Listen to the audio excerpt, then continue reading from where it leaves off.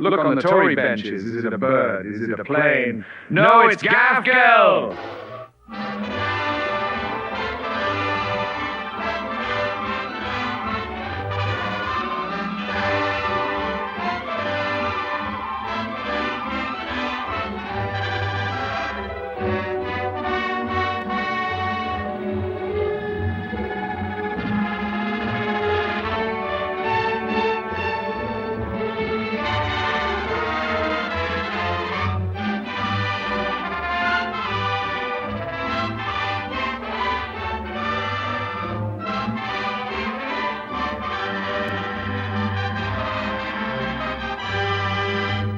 I, Gaff Girl, am interrupting your frolicking to bring you this important announcement.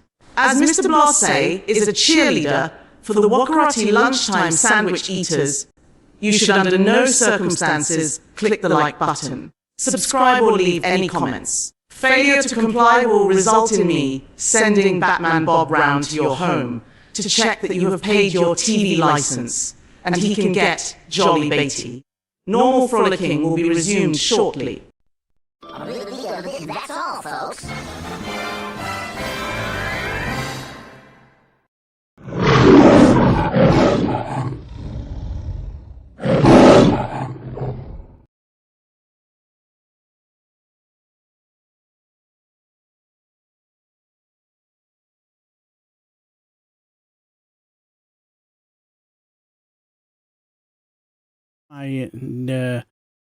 So hello there, my dear Friday Frolicers. I do hope everybody is very, very well. I'm just you're all wondering what's going on. Why is there no chat going up at the side of the screen? Why is there the funny sorts of countdown that were going on at the start? Well, there is a reason. The simple reason is, while you're watching this at this very moment, I'm not here. Yes, I'm not here. I'm in Weymouth. For the simple reason, because earlier on Tuesday, everything was going wonderful. Because the thing was, my wife had organised a couple of nights away in Weymouth with her sister. You know, they did it last year. They went down to Torbay, if I remember rightly, and they were supposed to be coming back Tuesday. Not a problem. And as you notice, we did a live stream on Tuesday where we did all sorts of interesting subjects, and everything was going according to plan. She was going to go with the sister, but when she went up to her mum's not feeling very well. She's been in bed for a couple of days, and they were going to take her to the doctors, see the doctor. So went to see the doctor. The doctor gave her the papers to send her straight to hospital because clearly something wasn't right. So they took her up to the hospital, and they kept her in overnight. And I think it's a bit of a bad virus that she's got, and so they're keeping her in for observation, and she's on antibiotics. Now, the thing is, her sister said, I don't feel comfortable going to Weymouth. Well, my mum's like this because her sister lives with her mum. So she decided, I'm not going. Now, my wife said, well, I don't really fancy losing my money that I've paid for this holiday. Well, it's not a holiday, it's a few days away. So she said to me, do you want to make a dirty weekend of it? No, she didn't really, but you know I'm getting at. So she basically said, the only trouble is we'll have 2 single beds. So that's the trouble. So in the end of it, I says, well, we've not been on holiday together for, I think it's been a good 6, top 7 years, where me and my wife went to Fuerteventura. So in the end up, I said, yeah, why not? I've not been anywhere for... I think last time I went anywhere was down to Plymouth to watch Bradford City play with my good friend, and we had a jolly good weekend of it. Really, really good fun it was. But anyway, that's the last time I went anywhere, and So we at this very moment, while you're watching this, I'll be probably down in Weymouth with me trotters up with probably enjoying a lovely cold pint of Cruzcampo or something like that, or a Madre. So I'm looking forward to that. And now this all planned up came on the day after, and I thought, oh, well, my dear friends on the Friday Frolic, they'll be rather disappointed if because they say it's good for the mental health and it gives them a welcome break from all the shite we have to look at and deal with. So I thought what I will do is I will pre-record this Friday Frolic, you could say, and it'll be, here we are. You'll be watching it now, but just minus the chat, unfortunately. So, so all I will say is, while you're enjoying this, please give a great thumbs up for my moderators, be it Mad Monk and Alistair, and can't help himself by making himself look a complete bell tap. And there's usually some Kemi bad enough. They can't seem to help themselves. They want to get in on the action. They're looking at all them and thinking, look at them lot making bell taps of ourselves. Do you think we should do that? Yeah, yes, I think we should. Yes, come on, everybody, let's stand over there and do something silly. You know, like not be like Labour and let Ivor and I do. Why don't we attack the disabled and the vulnerable? That'll be a great policy. What do you reckon, backbenchers? No, you're on your own. You get yourself over there, you fucking idiot. That's what they'll be saying. But anyway, so that's for anybody who's new in the chat, who's just watching and thinking, what was this clown? And stood above a sign saying Friday Frolic 507. Yeah, this is what it's all about, where we just have a bit of a good giggle. Because, like, in the times of trouble, we all need a bit of gallows humour, don't we? Like, so what we basically do, we find humorous clips of which sort of like takes the rise out of the past week's news. Now, I could have left it for this week, but then the Friday Frolic could have been 2 weeks behind, if you know what I mean. And we can't be having that. Everybody will be getting confused. So we're taking the rise out of Donald Trump a lot in this episode.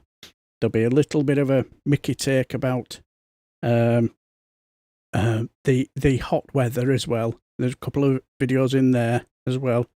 There's also a couple about kamikaze bad enough. As obviously. That goes without saying. And also, there's a bit of Brexit piss take, and no Brexit piss take would be not without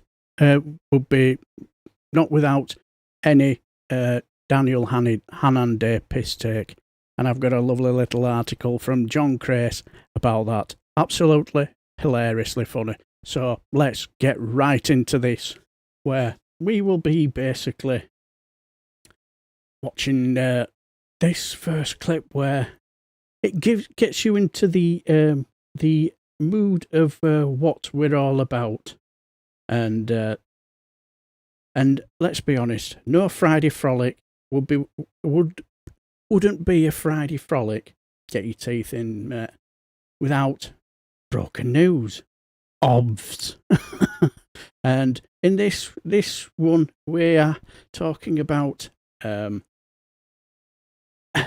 Do you agree with them that celebrities write letter to end of the world? So enjoy. Welcome to Broken News. Bring on the asteroid.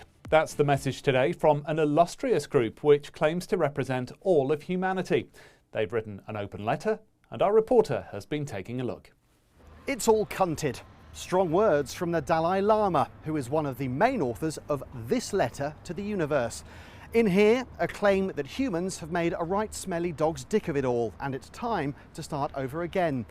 Its signatories are religious and cultural icons, including Grand Ayatollahs, Chief Rabbis, the Pope, and Kevin Spacey.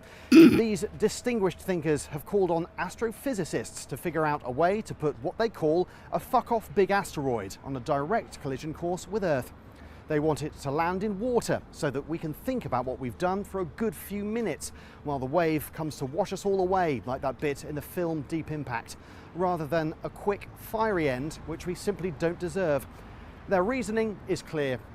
When we are throwing innocent babies into the war grinder, half the world starves while the other half are force-fed ultra-processed shite until they die of being fat, and humanitarian crises rumble on but don't even make the news anymore. When billionaire sociopaths in suits hoard all the money and we can't get it back, while children in first world countries live in abject poverty, we're helping the planet to literally roast us to death, and the worst twats on the planet are somehow elected to lead it, perhaps it's time to admit we might have completely irredeemably fucked it. Let's wipe the drive and Control-Alt-Delete this motherfucker. It doesn't end there. This letter also contains an open call for advanced alien civilizations to come quickly and put us out of our misery with their cataclysmic laser weapons and unforgiving bumhole probes. I, for one, welcome that.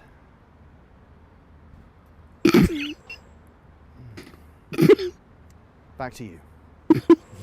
Bring on the apocalyptic bomb fun, that's what I say. Thatcher, thank you. What a lovely story. That's all from Broken News. You're up to date. Yes. Yes.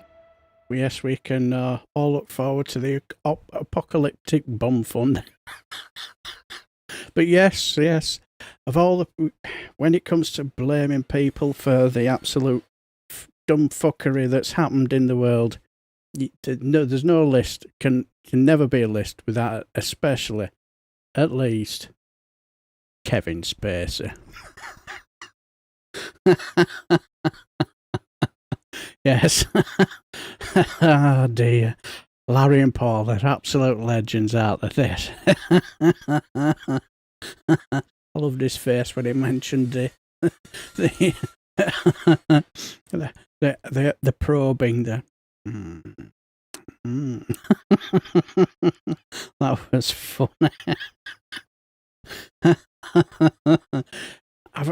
I'm sure I've seen the guy who's doing the reporting. I'm sure I saw him on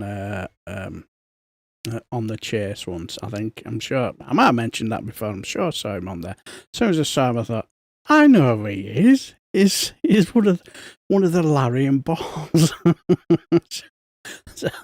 But yeah, very, very funny. So yes, and in a funny way, I think they've got a point, haven't they? So when it comes to the absolute end of the world, we are fucked it when we have a orange colossal moron who's the leader of the free world, and if you hear some turd with it, I should really say that, but some arsehole with his fucking power tools. This is what we have to deal with, my dear friends. Yes, it's forever on him, never off it. Does my wife's head in as well. It's like she'll be wanting to, especially on a sunny day. Can hear it now. Especially on a sunny day, she'll be wanting to sit in the back garden, peace and quiet, and then she'll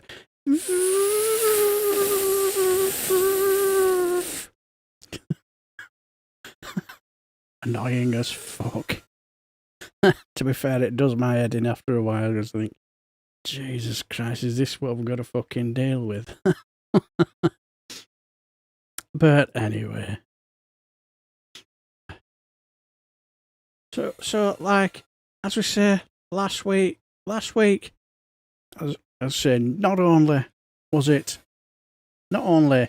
Brexit Day, the 9-year anniversary of the day when we decided to grab a brick and basically hit our own bollocks with it, and walk into a booth and say, yeah, why don't we put economic sanctions on ourselves?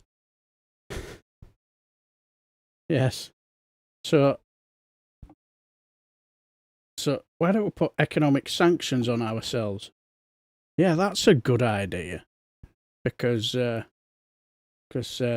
certain racist called Nigel Farage told us, and a certain person would also said the reason why we have to leave is basically because, as you all know, we all have to, because we all want our bendy bananas back. People did vote to leave Europe for all sorts of different... They did, don't snigger away down there. They voted for... not everyone that voted to leave Europe wanted to see Britain immediately descend into being an unaccountable single-party state, exploiting people's worst prejudices to maintain power indefinitely. Some people just wanted bendy bananas, didn't they? Oh, no! I only wanted bendy bananas. And now, there's this chaotic inferno of hate. Oh, well, never mind. At least the bananas are all bendy again, aren't they? Like they always were. People did vote to leave Europe for... Exactly. Do you remember that woman who was on Question Time? Where she was, she said, I was all on the way to, well, she did say, going to vote to remain. And on the way there, she was humming and ahhing, and then she said, I decided to leave because the stupid rules like bendy bananas. I just think, you'd think we'd have learnt by now, but clearly we haven't. Because judging by the polls, it could be Nigel Farage as the next Prime Minister. Especially with the absolute dumb fuckery at the Labour government are doing at the moment. Basically, they've got an easy ammunition to fire at the Conservative Party, with a heat-seeking missile, and the same with Refuck, and they decide, no, what we'll do is we'll just aim it at our foot and blow it off. Fucking morons. But yes, and it just basically summed up the whole stupidity of Brexit. I still remember it, because it was one of the moments where you basically say, where were you on that day? It's a little bit like the Elvis Presley moment, where were you when Elvis Presley died? Now, I remember it vividly, even though I was probably about 7, 8. Because like, when my mum, she worked in some clothing factory, stuck behind a conveyor belt of sewing machines, every women, mothers there. But because they're working and my dad were working, who's going to look after little old me? So, to be fair, the firm, you won't see this nowadays. What they used to do, they used to employ somebody to drive around the schools, pick up the kids. When you look at it now, it'd be a pervert's dream, wouldn't it? I suppose when you think about it now, but they pick us up from the school and take us to the factory so that the mums could, when the shift had finished, take us home on the bus. So I remember we were in the foyer, if I remember, and all the mothers were crying. I just thought, what are they crying for? Because I'm only about 6, 7. It don't mean bugger all to me. And that's when Mum told me Elvis Presley's dad. I'd have probably said, who? Who's he? Strangely enough, my best friend, his name was Elvis, so chances are I'd probably said, is he related to my mate Elvis? I'd have probably said something as dumb as that, mate. But, but yeah, I remember that morning, I remember waking up, and my wife said to me, do you want to know the result? And I said, if I'm honest,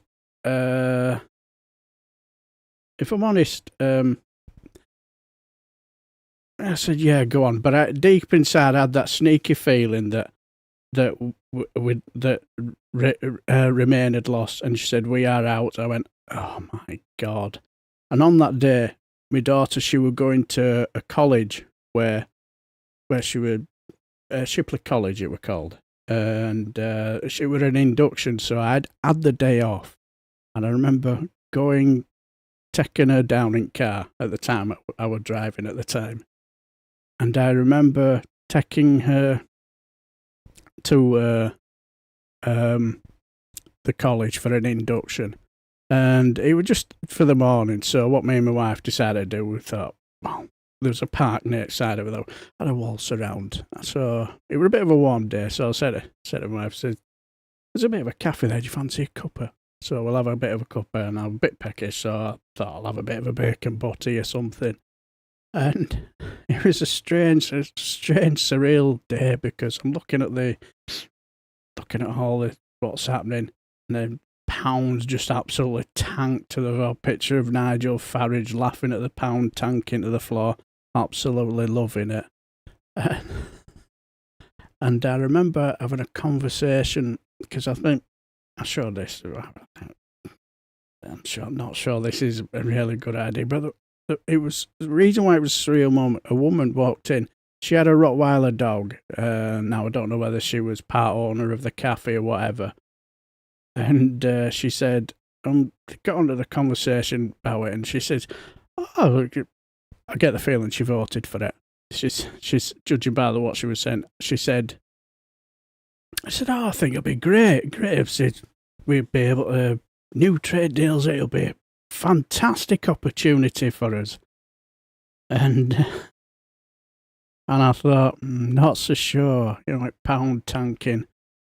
Because that's sort of like money you're not going to get back, is it really? So, anyway, I thought no more about it. A couple of years later, we basically went back to college, the same college, for some reason. We walked past the cafe, shut down. It probably won't be Brexit related, but I thought, I hope she's right. I hope she's got a new opportunity and a new venture. But yeah, that stuck in my mind for quite a while, and I was seeing people saying all sorts of stuff like, if this is supposed to be a good idea, then why is the pound tanking? But I do remember the argument starting, with those who voted Remain and absolutely cannot believe what's happening, and those that voted to leave.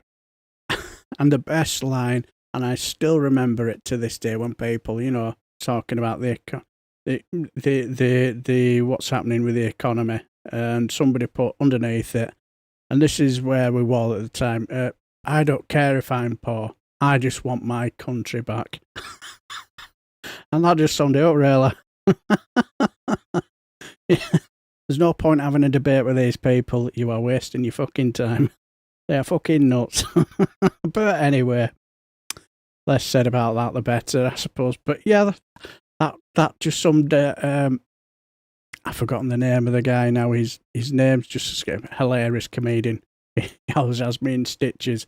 But he just summed up the whole Brexit vote in a nutshell there, didn't he? Because of the simple reason, for a good few months, the whole country was full of inexperienced trade negotiators who knew nothing about the whole field, but didn't stop them having a fucking strong opinion about it, I suppose. But anyway, let's prop on.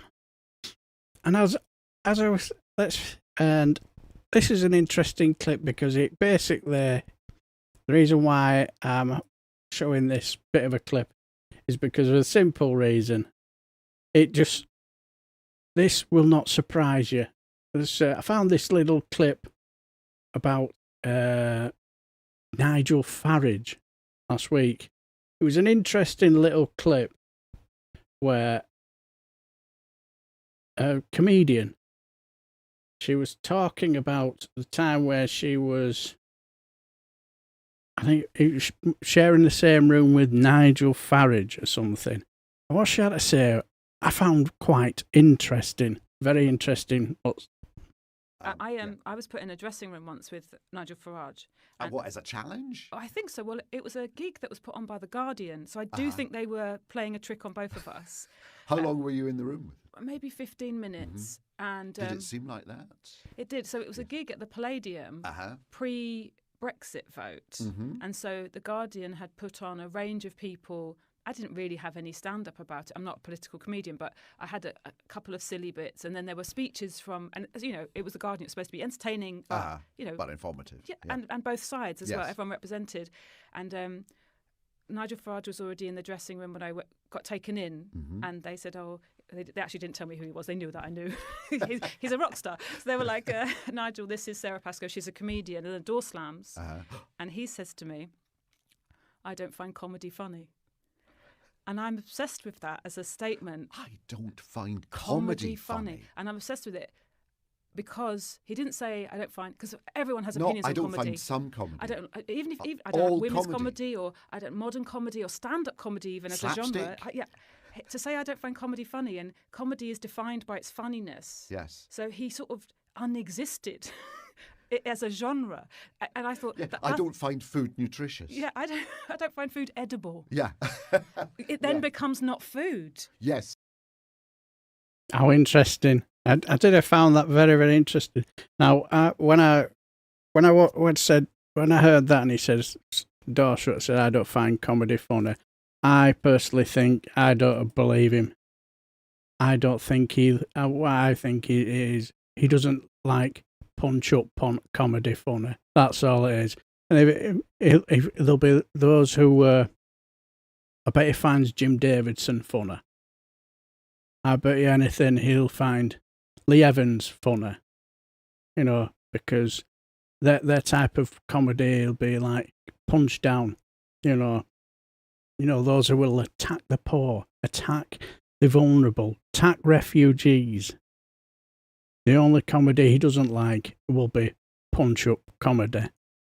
So, because when you see him with that big, stupid grin on his face, he's laughing at something. Somebody said something funny. In other words, he's found something that was funny. And it certainly won't be aimed at him, would it? So, that was an interesting little bit of a clip I just found interesting. What do you think about that? As I say, I think it's because he doesn't like punch-up politics. Simple as that. But I'll just say, if you've come in late and you're wondering, what's going on here? Why is there no chat happening here? Well, the simple reason is because I'm not here. I'm in Weymouth with my wife. And if you want to find out reason why, I've explained it all at the start. So you can always watch the first 5 minutes and it'll be all explained to you. But let's just say I'm up at this very moment with my trotters up with a nice pint, probably. So, yes. Why doesn't that surprise me? Yeah. He doesn't like comedy. I think personally it's more to do with punch-up comedy. Those that will take the piss out of him, take the piss out of those who are in the establishment, which he very much is, very much part of the establishment, into. But anyway, let's move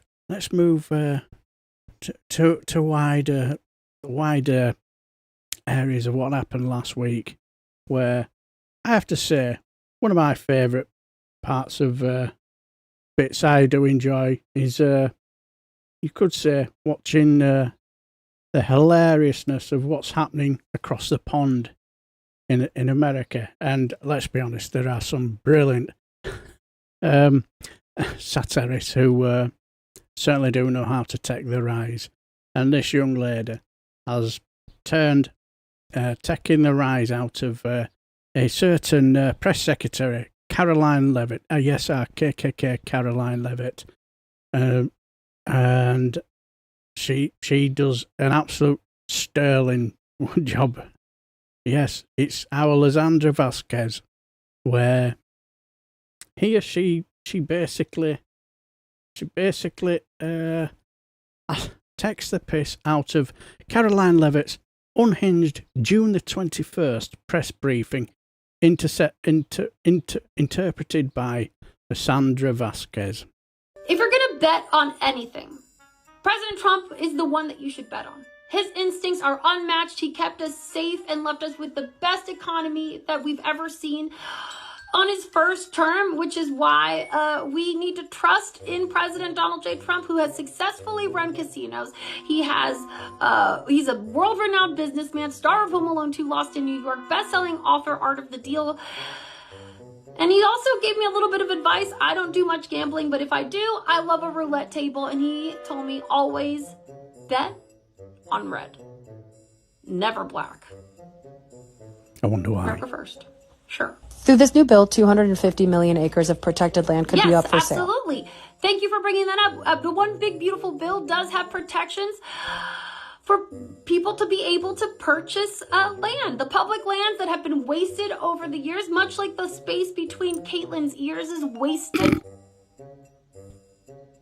National parks, they don't need that much space for the animals, guys. There's space for us to be able to bring the world into the Grand Canyon. Do you think it needs to be all empty like that? No, we're bringing jobs and manufacturing back to America, and it's going to include these access to actually really utilizing these spaces in a much more efficient way, which will be covered in the One Big Beautiful Bill, which we will be getting to President Donald J. Trump's desk hopefully very soon. President Trump allocating resources to investigating the 2020 election seems excessive, given Washington Post. Yes, no, we are going to be allocating a lot of funds to looking at the fraud caused by Joe Biden. Joe Biden and Barack Hussein Obama. Election fraud is not a laughing matter. And all of you should be concerned that the fact that President Donald J. Trump is the actual winner of the 2020 election and the fact that you people aren't more upset about it is wild to us. But I shouldn't expect anything less from the radical left, because all you guys do is lie and you allow illegal criminals to come into the country like Albrego Jose Padilla. Okay? Exactly. America first is not just a saying, it is a lifestyle, and you better get on board. Yes, exactly. It's hardened criminals like Alfredo Brigadillo, whatever his name is. That's we all know who's at fault for that. Yes, that's Joe Biden. Isn't she a legend? She's absolutely superb. I love her crosses. She properly just takes the piss, doesn't she? Don't you worry. Got a few more of our Lizandra Vasquez, the legend. She's absolutely top class, isn't she? You can tell that she's proper got under Caroline Levitt's skin, hasn't she? You can tell she just doesn't like it, does she? Especially with the crosses around her neck. You can tell it proper winds her up. Sure, is it come to a point where she, even for a time, stopped wearing a cross to try and stop her from wearing a cross? And it didn't work. She just went even more mental with it. The crosses got more obscene and bigger. She's brilliant. But yes. Oh dear, it's not going well, is it? We will, as I say, we will get to what the mentalness of what happened over the weekend in a bit, because it's like, let's just say, when it comes to what's happening across the pond, let's just say it's just absolute pure comedy gold, isn't it? You just can't take your eye off it for a second, can you? Because for the simple reason that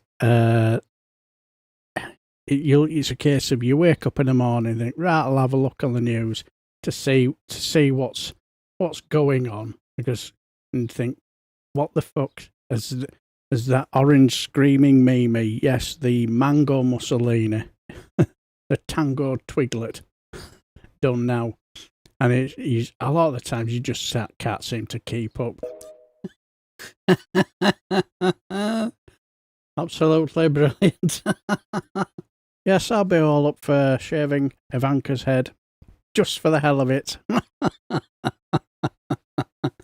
Oh dear. Like I say, in the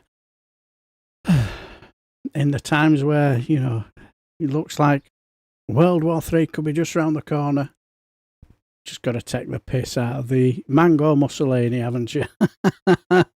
Hope you enjoyed a good little boogie there. I know I did. So,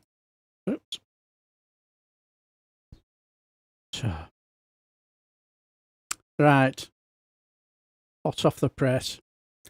We are now heading off to our very own Friday Frolic American correspondent, Maggie Reed.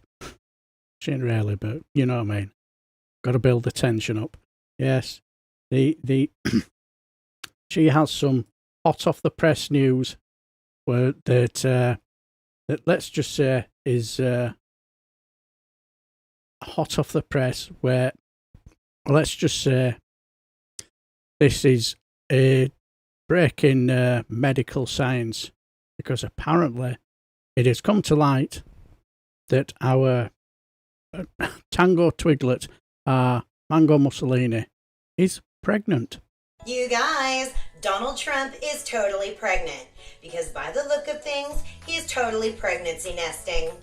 Now, if you're not familiar with nesting as it refers to pregnancy, it's the strong urge that many expectant mothers get to clean and organize and prepare their homes for their new baby's arrival. And the signs are all there with Trump. I mean, he's completely redoing the White House. For example, he's added gold embellishments and bric-a-brac to every corner of the White House. He put up new pictures of himself everywhere.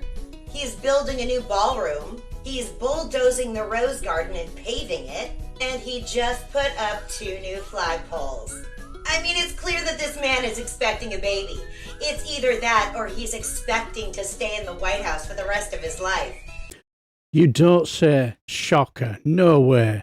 Who'd have thought that? I never saw that one coming. Oh yeah, he just re-truthed this on Truth Social. So I guess he's not having a baby? But we still have a baby as president who thinks that he's a wannabe dictator and the White House is going to be his forever home. But newsflash, Donald, you do not get squatters' rights in the White House, and you will never get a 3rd term. Okay, bye! What's the betting that when it comes to his end of term, that he's not going to leave? The only way he'll be leaving is in a box or kicking and screaming and dragged out. He will not willingly go, will he? We all know that. It's clearly obvious. Yeah, we all know he won't be pregnant, but it's a very, very good point. There is no way he'll be leaving. And if he is, it'll be because he's been dragged out kicking and screaming, or he leaves in a box. So, let's be honest, it's pretty much 6 months in, isn't it, now? And I think most people are just sick to death of him now, aren't they, in America? Well, it just seems like it to me. And we've got 3.5 more years of this utter nonsense from this utter man-child. So, yes, it's something that when you look at it, when you're talking about paving over the Rose Garden and doing all that, it looks like that. He's thinking, yes, I can quite get used to this. Beyond my 4 years. So don't be surprised if he has no intentions of leaving. But let's just say we've got to have a list. Yes, yes, I know. I'm sorry for doing this for you, putting it on you. But let's just say that our Mango Mussolini, our Donald Trump. Let's just say, here's my. Do you think that this was one of his rather groundbreaking speeches? But let's just say inside is where, let's just say you could say sort of like stunned people, but this is what could possibly have been happening inside the inner Donald Trump, what he was really thinking when he was saying it. But Arnold Palmer was all man, and I say that in all due respect to women, and I love women, but this is a guy that was all man. This man was strong and tough, and I refuse to say it, but when he took showers with the other pros, they came out of there, they said, oh my God, that's unbelievable. I had to say it. Yes. Yes. Do you honestly think that when he was saying that, talking about our Arnold Palmer's rather large 5-iron, that's what he was thinking inside? His homosexual tendencies was starting to show out there. That did it brilliantly well. Yes. I had to show you that because I just made me chuckle. Absolutely made me chuckle. Yes, that was one of his legendary speeches. But anyway, we are now going to be heading back to our Friday Frolic American correspondent, because she got us a one-on-one conversation with the one and only alleged couch shagger himself, who turned up in California. Yes, you guessed it, the one and the only JD Pants. So Maggie Reed, what did our JD Pants have to say for himself? JD, question over here. Now I'll take a few questions. What brings you to California today? Sex. Sex? What? A lot of that during my tour here today. With who? Close to 5,000 soldiers and Marines. That's a lot. You've been busy. Whether big or small. Well, I mean, I think it's great you don't discriminate against size. Happy Pride. Besides the 5,000 Marines and soldiers, is there anyone else from California you'd like to be with? Gavin Newsom. That is a great choice. Can you imagine what it's like? You know what? I have imagined what it would be like. He's hot. All I can think about is making it hard. Well, like I said, I totally get it. I mean, Governor Smoke Show, am I right? But I don't think you're his type, JD. I was actually shocked to hear this. Sorry, babes. And what a great tragedy it is. But you know what? I bet if you took your smoky-eyed ass out to the clubs tonight, you could find a different California daddy. As a matter of fact, I just heard from a couple of law enforcement officers. Well, there you go. Law enforcement daddies. Get it. Thank you. Great to be here. Isn't California the best?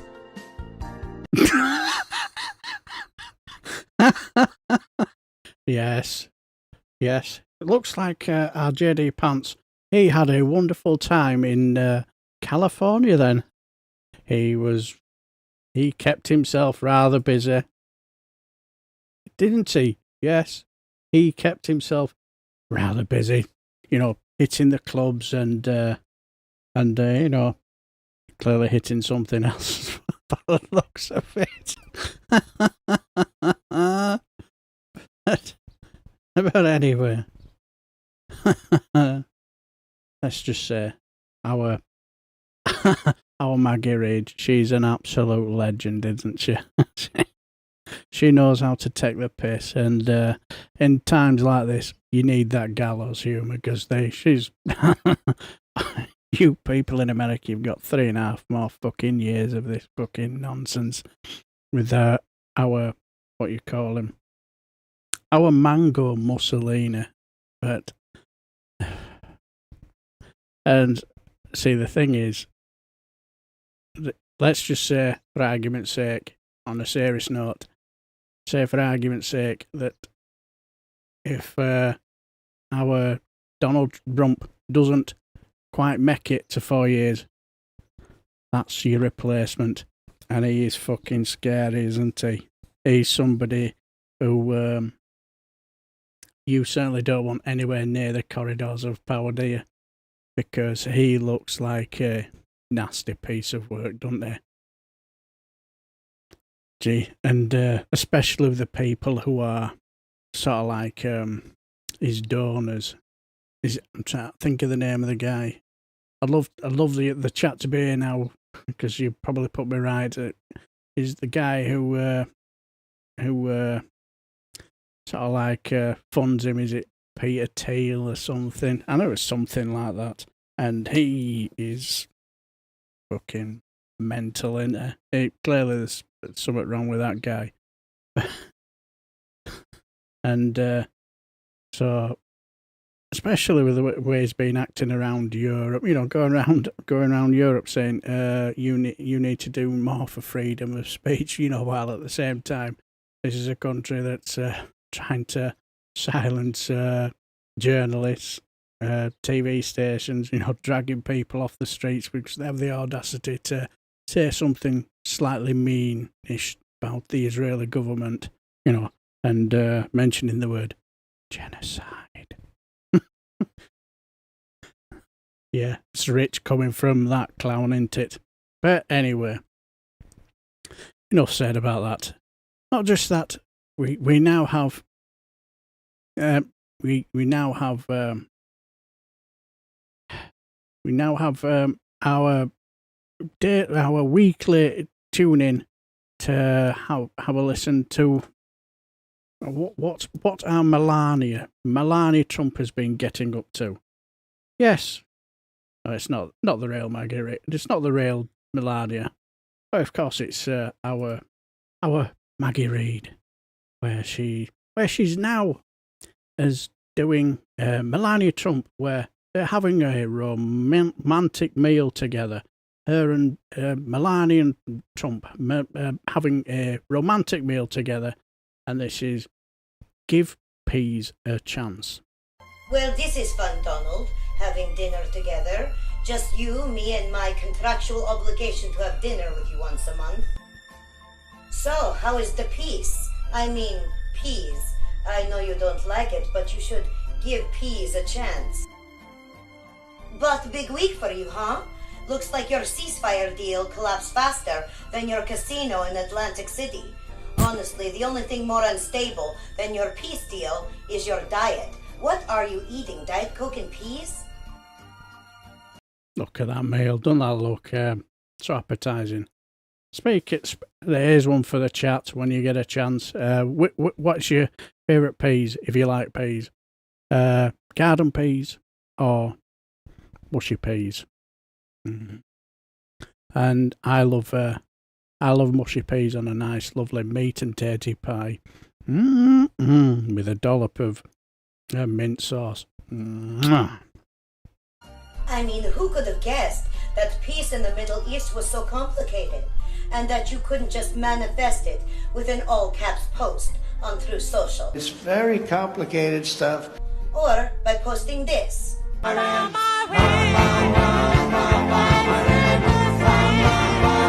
I can't believe you did that. You're the President of the United States. Real mature.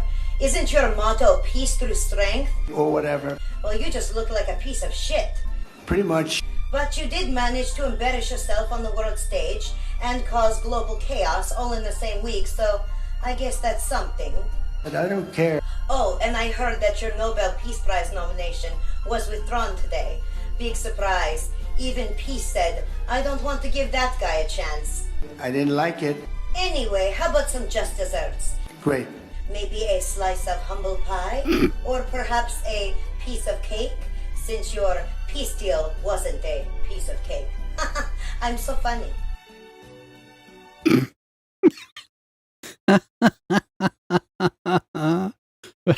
Brilliant. It's absolutely top class, yes. I think he could do with eating a bit of humble pie. Without a shadow of a doubt.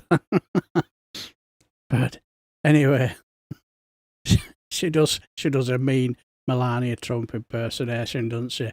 And as I say, when she mentioned about his Nobel Peace Prize, I was stumped when Pakistan said, yeah, let's nominate Donald Trump. And that didn't last long, did it? You know, because he decided, I don't know what I'm going to do. I don't know. What shall I do?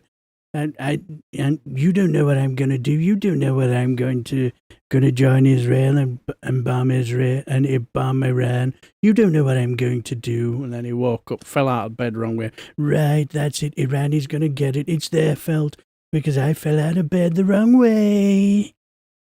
That'll be it, boy. Now, from what I heard, when it came to his decision making, was because he saw, Benjamin Netanyahu is getting some favorable ratings on Fox News. So, but not so fast. He did have to think about it first. Take it away. Shut up, losers. The Donald is talking now. So as Israel and Iran take us to the brink of World War III, I just want to make it very clear, this would never have happened if Donald Trump was president. Absolutely. No wars on my watch. But I know what you're asking. Why haven't I personally killed the Ayatollah bridge yet? Mr. Khamenei, he's the boss of Iran, big country. Bad country, not a good country. Bad hombres. You know why, folks? Because just as I'm about to give the go-ahead, I hear this guy goes by the title, Supreme Leader. Mm-hmm. Wow, I thought, well, hang on a second. That doesn't sound too bad. Sounds powerful. Sounds supreme. He's one of the Supremes. Yes, I can just see it. Before his time is up, he'll be saying, from now on, you call me Supreme Leader Trump. I'm Donald J. Trump, Supreme Leader. And if anybody disagrees, that's it. Straight to the gulag. Or the goulash, should I say.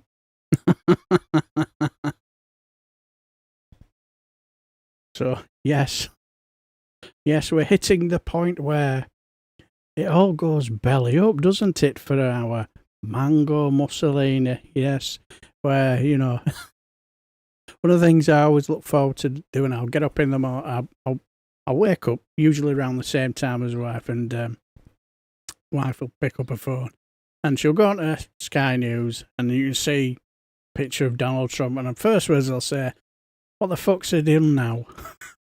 He'll have done something incredibly fucking stupid because he's not that bright, is he? Let's be honest. But whatever he does, there's no strategy. It's all about vibes. He just basically thinks, that sounds like a good idea. Yes, I'll do that. Does it look good on TV? Oh, that's brilliant. Let's do it. And hell with the consequences, I suppose. So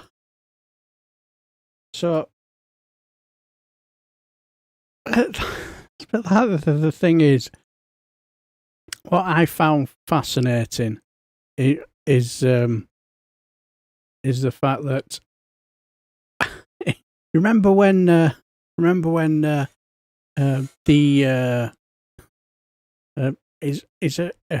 position, she's something doing national intelligence. Yeah, Tulsi fucking Gabbard, unbelievable. I remember when she was at a certain committee meeting where she basically said, "My voice has just sounded a little bit weird there."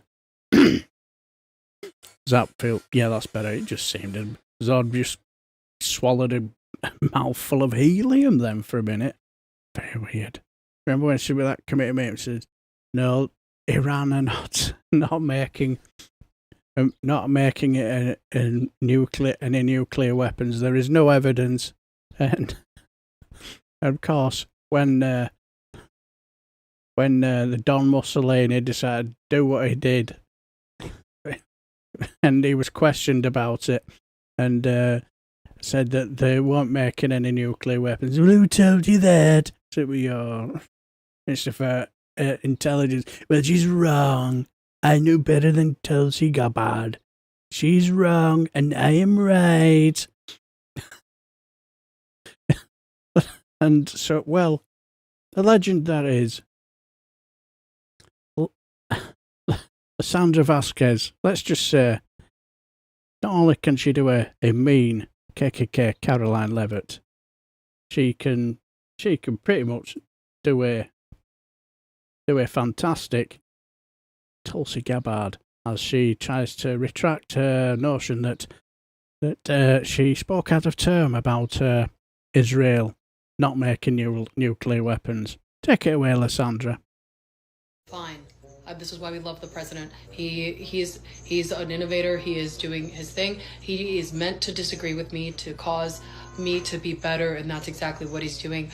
I, although, would like to add just one thing to this. If this can stay in this room, I have to work on video editing now that he won't read the briefing, so I've hired somebody from Fiverr from Indonesia, great guy, legally, obviously, but he edits everything I need to. He does not have security clearance, so we're going to need to look into that, but again, no, my feelings are not hurt, and I'm ready to go out there and do whatever he needs me to do. Just confirm nuclear weapons, that's all I need to do, so we can justify Israel's aggression. All right, cool. One of the benefits of having President Trump is that he's transparent, and we always know where we stand. If he disagrees, he's going to let us know, and that helps us move forward. That helps our nation be more secure as we make America great again. Can we cut? I need a break, okay? Yes, it's like it's mental. I think she did it brilliantly, because didn't she just roll back and say, "Oh, I was wrong. Yes, Donald Trump is right," even though he has no evidence to back up what he said. That oh yes, they are, and Tulsi Gabbard is wrong.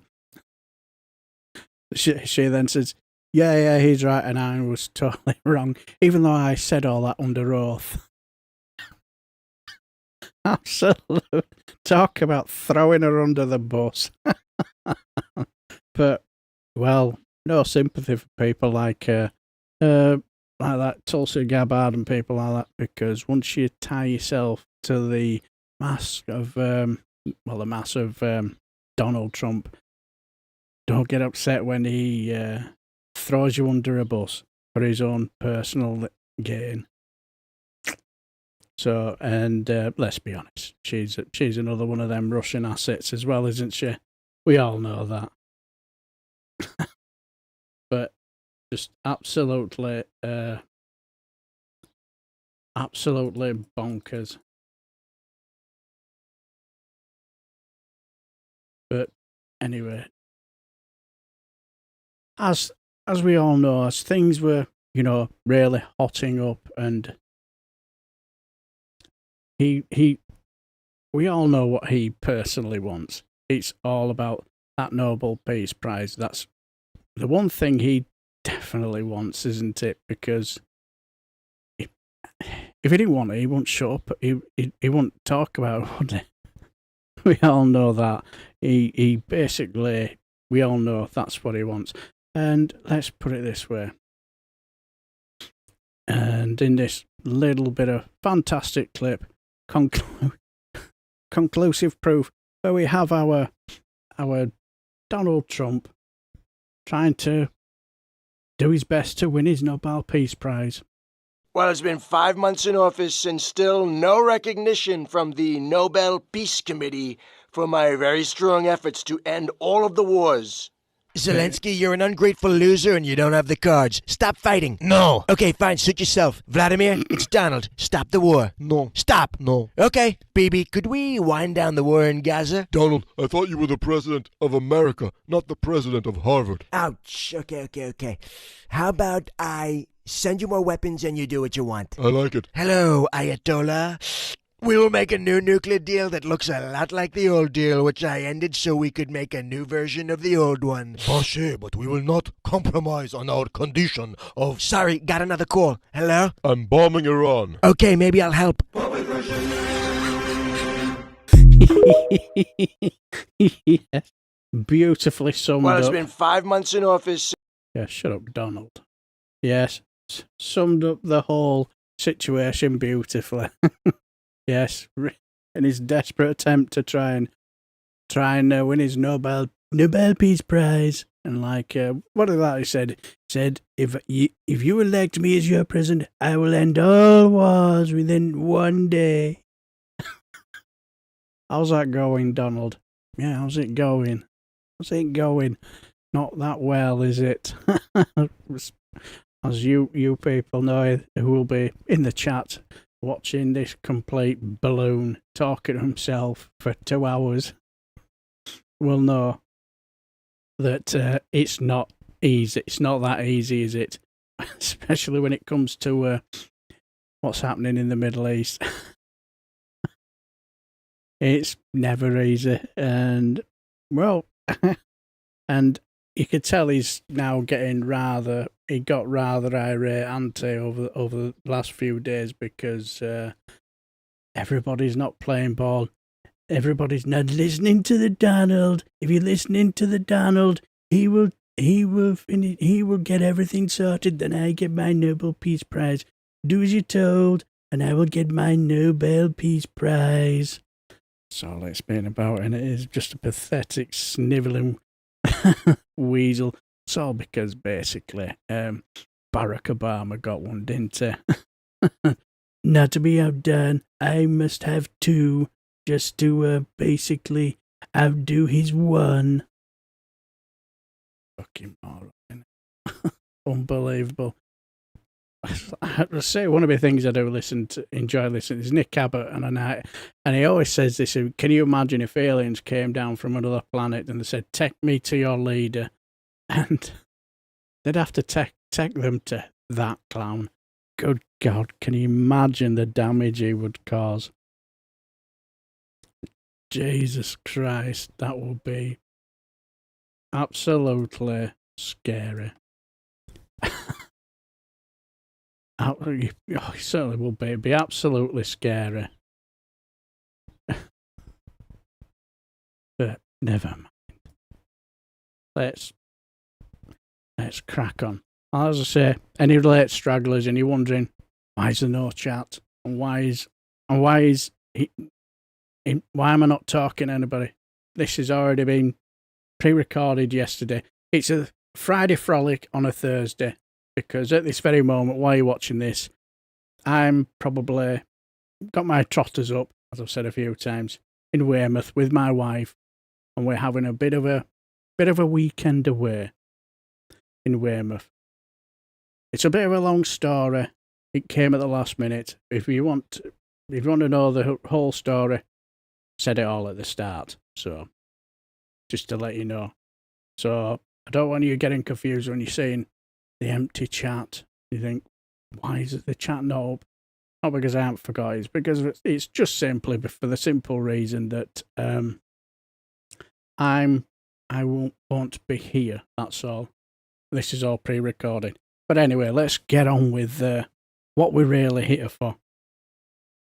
So yes, in his infinite wisdom of desperate for ratings and power and more, infinite determination for more ratings and better ratings, should I say? And I think also there's that little bit of because of what happened last week with his parade, his birthday parade, which didn't exactly go according to plan, did it? Clearly it's an unmitigating disaster when all you can hear it is squeaky tanks. And you've got a guy with a drone in his hand above his head. So it just basically shows it's not been the rousing success then, has it? So what do? When you're in being in the business of TV, you do have to distract, don't you? So, and as I say, who made this clip beautifully sums up our Don Mussolini beautifully. Mr. President, we can't go to war with Iran. Why not? They have nuclear weapons. They said they don't, sir, and they don't want to go to war. They're about 2 weeks away from nuclear weapons. They said you've been saying that for 20 years, Mr. President. Are you calling me a liar? Is that what it is? Are you... Alejandro, am I a liar? No, Mr. President. See, I'm not a liar. But, sir... But Alejandro said no, and he's Mexican, and if he lies, I'll deport him. I'll send him back. Sir, we must seek peace. I agree with you. We must seek a peace of Iran right this moment. Sir, we highly advise against the war right now. Then let's bomb them with our biggest bombs, and we can drop the bombs on them with a lot of precision and a lot of force, and then we can call for peace. That doesn't make sense, sir. Of course it does. I'll put it in a tweet on Twitter. Mr. President, this is dangerous. Alejandro, one more word, I'll be deporting you. I'm a citizen. I forgot my password. Sir, you cannot provoke a war with Iran just because Bibi told you to. Only I call him Bibi, Brian. There's bigger problems, Mr. President. Yes, there are, like Alejandro's haircut. My mother cuts my hair. So she's blind? I'm so sorry to hear that. Mr. President, we need a solution, and fast. How about this time we create another 9/11, we create another one, and then we can blame it on the Iranians. Those tricks don't work anymore, sir. The public is on to us. Social media is huge. They're making TikToks about everything, Mr. President. Okay, so we'll do it on 9/12. How's that? 9/12, they won't suspect it. It's a different day, and 12 is a different number than 11, so... Call Papa John's. We're about to have a big night. Get me Papa John's.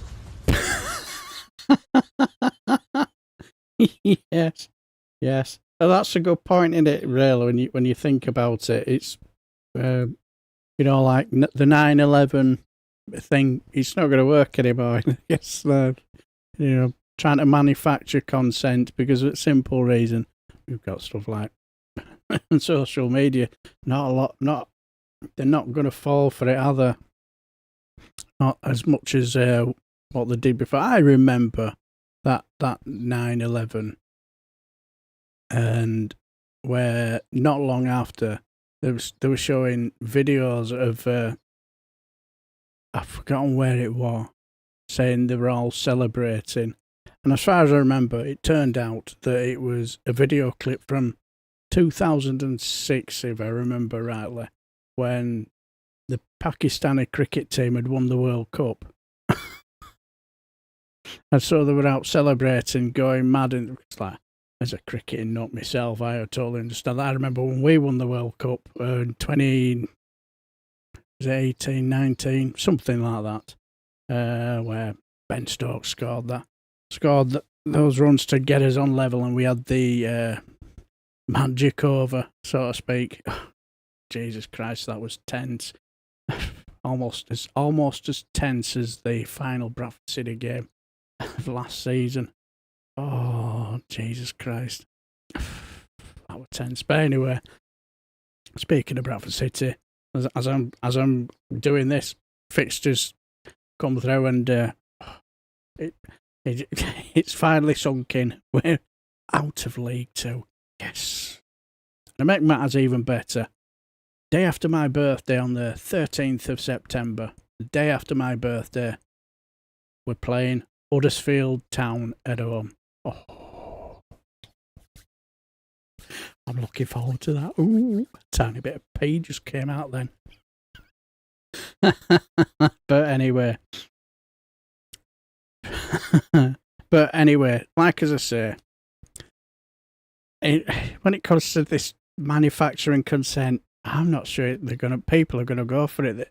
Not this time, because, like I say, we have social media now, right? And as I say, seeing as it's today, I'll have a video a little bit about all this, betraying MAGA. So that was interesting. It was a bit of a part of the live stream on Tuesday where they talked about where the mask had slipped. Where he was a president that was going to stop all the wars, and now he seemed to be sort of the one that's wanting to start a war, isn't he? By the looks of it, seems more of a warmonger than somebody trying to stop the wars. But yeah, whoever made that was brilliant. He just summed up the whole situation. And like as I say, on Sunday,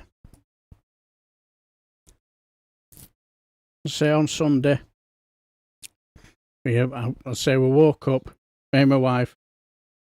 And it was a case of, what the fuck's he done now? And yeah, I remember it was Sunday morning. I'd been watching a bit of a film, now I remember. Sunday morning, and I'd been watching a bit of a film. And I saw a bit of a live stream with the Bin podcast. And Bowler Hatman, I thought, what's happening? And they were showing this. They were showing the speech that he gave. Now, of course, here, this speech. This is the Friday Frolic version. Take it away, Donny, baby. There will be either peace or there will be tragedy for Iran far greater than we have witnessed over the last 8 days. Remember, there are many targets left. Tonight's was the most difficult of them all, by far, and perhaps the most lethal. But if peace does not come quickly, we will go after those other targets with precision, speed, and skill. Most of them can be taken. Yeah, everybody look at little Marco. Little Marco. Oh, Pete getting pissed as usual. Pissed Pete again. Taken out in a matter of minutes. There's no military in the world that could have done what we did tonight. Not even close. There has never been a military that could do what took place just a little while ago. Tomorrow, General Kane, Secretary of Defense, Pete Hegseth will have a press conference at 8 a.m. at the Pentagon. And I want to just thank everybody, and in particular, God. I want to just say we love you, God, and we love our great military. Protect them. God bless the Middle East. God bless Israel, and God bless America. Thank you very much. Thank you.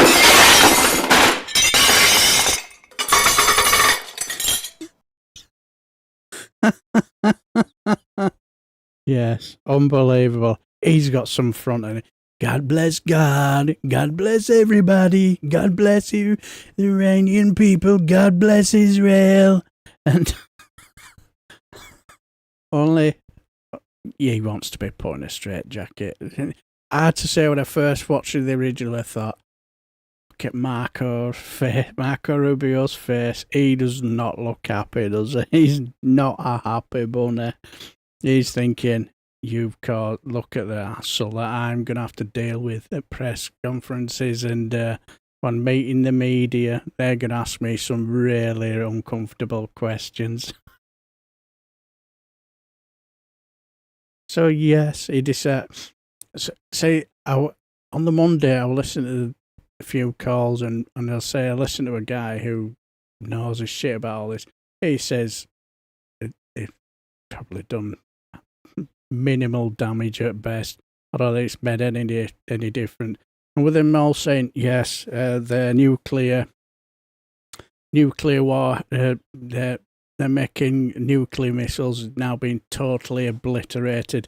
That is a new word now. They've been obliterated, totally and utterly obliterated. That's the new buzzword with the administration now. sort of like back themselves into a corner now. Let's just say that Israel do something that proves that their nuclear warheads haven't been totally obliterated. What's he going to say now? Chances are he'd just probably lie, and his MAGA cultists will swallow it anyway, won't they? Yeah, because like, you know what they're like. But yes, with him wearing that, straight jacket, very apt, wasn't it? Because it kind of suits him, because I remember his first term, that was mad. But within 6 months, he's just taken it to a whole new level, hasn't he? He's off his chomp, mental. Yeah. So speaking, when I was talking about our little Marco Rubio on his face, in not looking like a happy bunny, because of the simple reason that he's going to be asked some very difficult questions, because his boss can't seem to help himself, doing silly stuff. So another one who will have been, who's no doubt she's going to shout her way through difficult questions, is of course the press secretary at KKK, Caroline Levitt.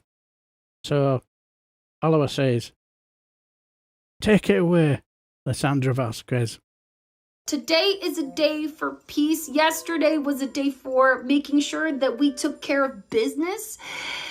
And Iran, you've got 30 minutes, okay, to give us everything we want. Otherwise, we will come down on you with the full strength of the American military. And my God, you guys are chomping at the bit. Caitlin, you're drooling. Get to questions, sure. What happened to the 2 weeks of diplomacy that President Trump wanted to have with Iran? Washington Post. 2 weeks is a concept. You're stupid. You think we were being literal by telling you the exact timeline? What kind of dummies are you?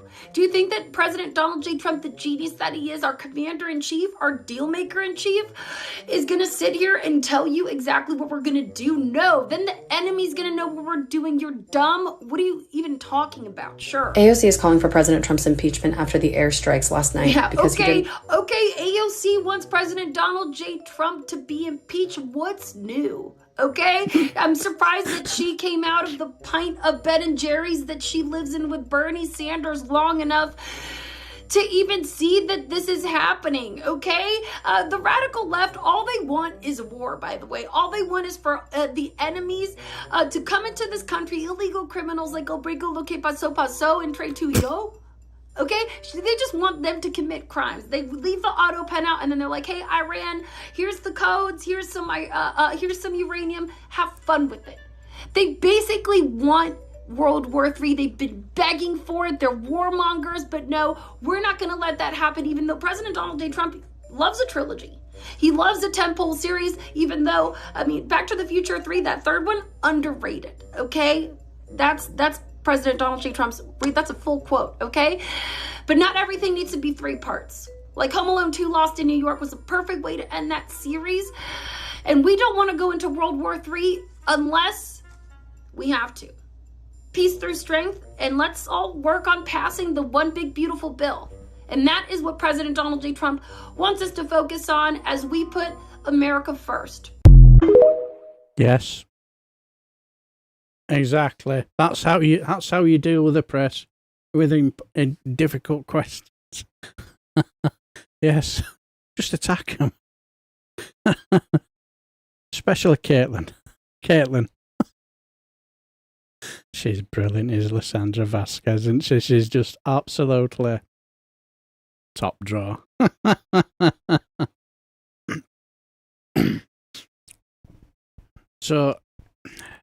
So yes. So let's just say now that it seems to me that our Don Mussolini wants to join the forever war, as they like to call it. How is Fox News dealing with this? Yes, how are Fox News, sort of like basically how they sort of like shifting the narrative for manufacturing consent with the MAGA base, especially with the likes of Marjorie Taylor Greene with a hammer, That's because, like a complete utter clown at her select committee meetings. I was chair. I don't know which committee she's chairing, but clearly power's gone to head on that one. But she's not a happy bunny. So how is Fox News managing manufacturing consent, should I say?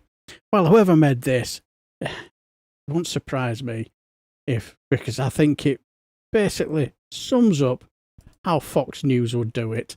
Brilliant. Breaking news, it turns out that the people carpet bombing the innocent are actually the good guys. Just kidding, that would be retarded. Let's go live to Steinberg. So you're saying they have weapons of mass destruction again? Exactly. It's the same excuse we've used since the towers fell. Not much has changed. Here's what we're gonna do. We're gonna get PTSD from hurting the innocent, then we die for the chosen people. Yeah. Let's go, we shouldn't be here. This non-chosen sand person lost his home and family just hours ago, but Israeli military officials say this is God's plan and questioning it is antiseptic. Please stop! I hear they're building a new restaurant in Tel Aviv. The chef prepares... Yes, remember. Karen questioning all this. Remember, it's antiseptic. So think on. We don't want no antiseptic on this channel, thank you very much. It's an amazing foreskin salad. This is where I will cook my foreskins. Imported directly from the adrenochrome factory. I've never tried the foreskin salad. Sounds satanic. Right. Probably part of their Talmudic beliefs. Right. Shapiro Stein. I miss 2001, back when we all blamed the same people. Today, everybody notices. This is why we do false flags. We go live to the dancing Israelis. These people really know how to dance, but the real dancers are on the roof. We're following these guys up to the top floor, no clue what's going on, but they're moving fast. Yo, check this out. We are God's chosen people. Breaking news out of Times Square. Officials say they found a Muslim passport in the debris. Oh, it was the Jews. Sir, are you okay? I'm sending my son off to Iran tonight. You saw it from your apartment? Yeah, right over there. They were just dancing. It didn't look right. Wow. We better go fund that. Right? It feels good to personally fund the most grotesque acts of violence. Back to you, Dennis. Anyways, follow my boy, Jake GTV, if you're not retarded. Yes. Yes, so that's what they're going to do. Yes. That's how Fox News will do it. I thought whoever made that was especially brilliant when they said the army, yeah, we're all going to get PTSD and die for the chosen people. Sort of like had a little bit of a rise. But yeah, I remember when it sort of like, it kind of reminded me when I talk about, where were you moment. I remember where was I when I first heard about what happened to the Twin Towers. I can't remember what I was actually working with a friend of mine, and we just parked up. It were about late afternoonish or something, and I remember we were just sort of thinking about doing the writing on the timesheet, whatever hours, this and that and the other, and a friend of ours, he pulled up in van. He says, "Have you heard what's happened?" And I think we were listening to some albums or something. I can't remember. It could have been Travelling Wilburys or Jimi Hendrix or something like that. Yeah, I know, old fart, which is fair enough. And he went, no, he says, oh, Twin Towers have collapsed. He went, really? So I remember we had it on. We took the cassette out and put the radio on. And we were listening to Talk Sport at the time, and they were talking about it then. And that is just wild. I still remember that. I remember the news articles after the days after the pictures, they were absolutely going for a big style, weren't they? So it's another case of where were you when? And now the more looking back at it, it kind of reminded me of how I was. Even then, I was probably convinced that what happened and what must be done is done. But as I say, looking back, then I wasn't that politically interested. I wasn't that. I was too busy watching football or going out on the lash around that time, so I wasn't interested. But looking back now, I can imagine I'll have probably been one of them who would have totally fallen for it big style. Very interesting. But anyway, that's fascinating. But yeah, whoever made that, absolutely brilliant. Absolutely top draw. But anyway, that basically sums up where they are across the pond. But now let's go back to a different pace, a different time period where, yes, a little bit more of happy Brexit Day, if you say so. But yes, happy Brexit Day, where we decided to basically how can I put it, cut his own feet off from underneath us. And all I would say is, around the time when the Brexit situation was going on, some fantastic comedians had some hilarious takes. And I think one of my favourite ones was Johnny Vegas. Can't remember where it was we were talking about. He said leaving the European Union is like you falling out with your parents and decided to move into your next door neighbour's garage.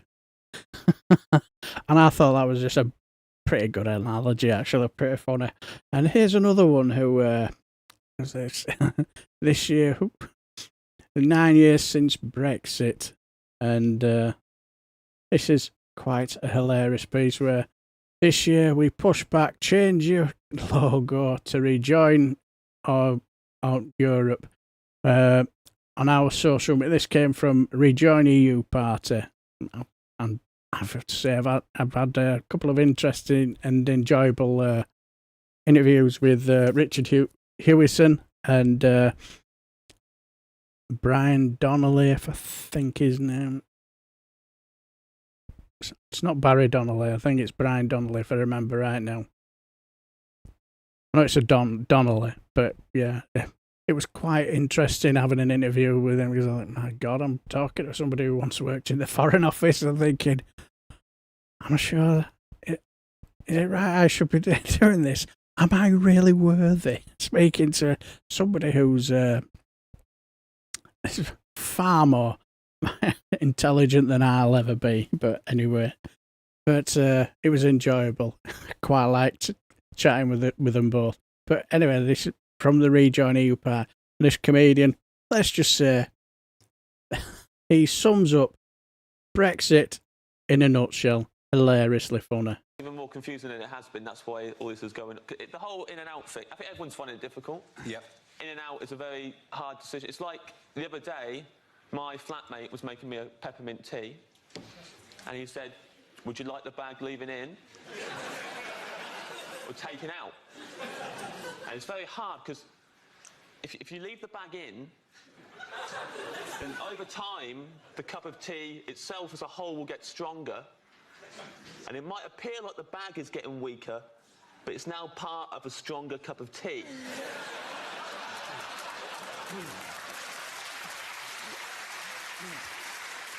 Whereas, if you take the bag out, the tea is now quite weak, and the bag itself goes directly in the bin. That may be the smartest thing anyone has said in the last 2 months. This Monday, turn your logo blue and show your support for rejoining the European Union. Yes. As I say, I must admit, as somebody who let's just say, only goes on stuff like Twitter now and again and stuff like that. I'm usually looking for bits of material. If I'd have known, I'd have done it myself. But you know. But yes, it was Monday, wasn't it? When Brexit, 9 years to the day, and we decided to shoot ourselves in the foot. And since then, after 9 years, we've moved on from shooting ourselves in the foot to sawing off his own legs. Couldn't make it up, really, could you? But that was a great way of analysing it.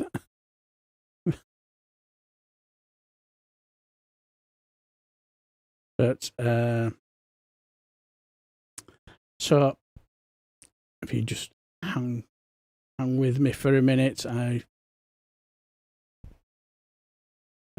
what it basically was, I had a great little article. Yes, I found it. So, we're cooking on gas.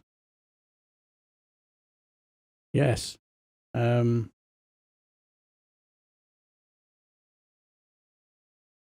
Here we go. This is hilarious.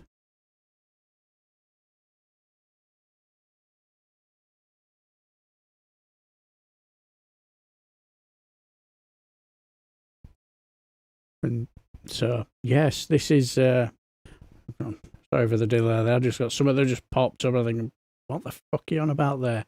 Yes, this is... It's also the day after it was Daniel Hannan Day celebrates his Chronicle of Brexit Idiocracy foretold.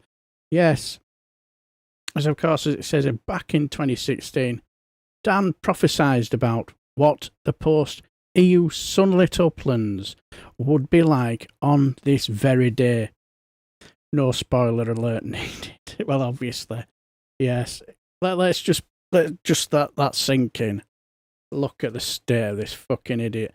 The man who was pretty much wrong about fucking everything, wasn't he? And I remember watching a few of the, I can't remember what it was, what the name of the select committee, it was something to do with the Lords, and something to do with Brexit or whatever. And every now and again, he was in them select committee meetings. And what a fucking moron this man is. Absolute clown. Oh, all I will say is, whoever paid for his private school tuition fees, they should demand the fucking money back. Because what a waste of money.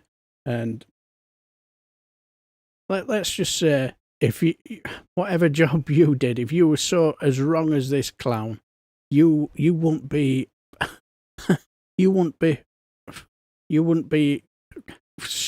shot up the promotion ladder, where you'd have been out the door a long time ago. Privileged background. There he is in the House of fucking Lords. Is it £250 a day to turn up, sleep at the back end, talk utter bollocks? Unbelievable, eh? But yes, let's get into this, because it's quite hilarious. I love John Crace. His politics sketch is brilliant. As I say, bless was it in that dawn to be alive, but to be Dan was very heaven. Oh, wondrous day, one of which dreams are made, especially if you've been taking large quantities of hallucinogenics. And let's be honest, on the day when he wrote that bollocks, he must have been. Anyway, the day forever named Daniel Hannan Day, and it will forever be known as Daniel Hannan Day. And what I love about this, he says something that's very, very interesting at the end. We will never see his likes again with any luck, luckily. The man with the brain the size of a Higgs Boson particle, you know it must be there somewhere, but only the Large Hadron Collider can conjure it into existence for a nanosecond. Yes, exactly. Yet in that fleeting moment, Dan can achieve great things, can share the marvels he has seen. For Dan's unique ability is to be wrong about almost everything. I would probably go as far as say wrong about fucking everything. But anyway, to be fucking wrong about almost everything all the time. Failing is his niche talent, and his fans applaud his every disaster. Triumph and recognition are his alone. For Dan has almost since been rewarded for being the dimmest man alive with a peerage. Yeah, you can't believe it, can you? Living proof that even half-wits and liabilities need not be excluded from the upper chamber. And where Dan leads, Toby Young and others follow. Yes, to recap, back in 2016, Dan was a Tory MEP, a confirmed Eurosceptic and bewilderingly considered by many to be the intellectual backbone of the Vote Leave campaign. Gravitas born of unbelievable levitas. And 2 days before the referendum, Dan decided to share his genius of prophecy in an article he wrote for the Reaction Life website. This was the chronicle of Dan's idiocy foretold. This is brilliant. It's the 24th of June 2025, and Britain is marking its annual Independence Day celebration. Yes, 2025, remember? Wrote Dan. As the fireworks stream through the summer sky, still not quite dark, we wonder why it took us so long to leave. The years that followed the 2016 referendum didn't just reinvigorate our economy, our democracy and our liberty. They improved relations with our neighbours. Today we reach that day. It is indeed June the 24th, 2025. And weirdly, Dan does not seem at all keen to be reminded of his morphine dreams that 9 years ago, from 9 years ago, should I say. Surely this should be a day of celebration for him. Where is the column in the Daily Telegraph in which he once more shares his genius? Where is the pull-out guide in the Daily Mail to all the street and firework parties taking place around the country? All hail the majesty of Daniel Hannan Day. But it's really not fair that Dan should be so cruelly overlooked by his erstwhile backers on today of all days. Why all the long faces? Why do heads turn away when Dan's name is mentioned? Are we no longer allowed to enjoy the triumph of Brexit and the people who delivered such treasures to Britain? Whatever happened to punch in the air at their self-inflicted 4% hit to GDP? It's almost as if the Leavers are ashamed of what they have done. Quite right, and it's true, really. And it's every year as well, isn't it, as far as I can remember. And when I hear people who say that, oh, so what, 4%, who cares about 4%, I just usually say, oh, well, do you know the local burglar around your area? Why don't you make a deal with them where they, once a year, come to your house, you open the door and allow them to take 4% of your your belongings from your home? See how you think about 4% then. And they soon get rather annoyed at me. Call me all names under the sun, and their Queen's English soon turns into Anglo-Saxon. But anyway, back to the gospel according to St. Dan. How else did he imagine the Britain of today agriculture and fishing booming, cows with smiling faces, safe in the knowledge that they would never hear moos from a French with a French accent. Do cows over in France have a French accent? Might have to ask my dear friend All Shorts tonight. Well, it'll be last night when you're watching this anyway. So if I ask him this, you'll know where I got it from. You'll find out. But anyway, millions of cod swimming back into British coastal waters, desperate to be turned into fish fingers by Captain Birdseye. It got better. Not only was the UK the foremost knowledge-based economy in the world, but Hoxton had superseded Silicon Valley as the global centre for tech. Not forgetting more traditional industries, steel and ceramics would rise from the sick beds and become competitive again. Meanwhile, the EU was withering and dying, choking on its own bureaucracy as Jean-Claude Juncker was voted back in for his second term as president of the European Federation. Imagine writing such trash. It's bad enough having to go back and read it again. The delusions became ever more tragic and grandiose. Hard not to worry about Dan's sanity. The trading arrangements with the EU were easily agreed. Dan fantasised, not least because the EU were so intimidated by our show of strength. Yeah, obviously. Tariff-free borders remained and EU nationals were given leave to remain. On and on it went. Birmingham and Leeds would become financial capitals of the world as Frankfurt, Milan and Paris stagnated. The UK would become the centre of world shipping. Shale oil and gas would come on tap and energy prices would hit record lows. Universities would flourish as the UK headed a new 22-state bloc to rival the EU. Denmark, Ireland and the Netherlands would have already followed our example and left the EU. Yes, where are they? Yes, where are Denmark and Ireland and the Netherlands? Where are they?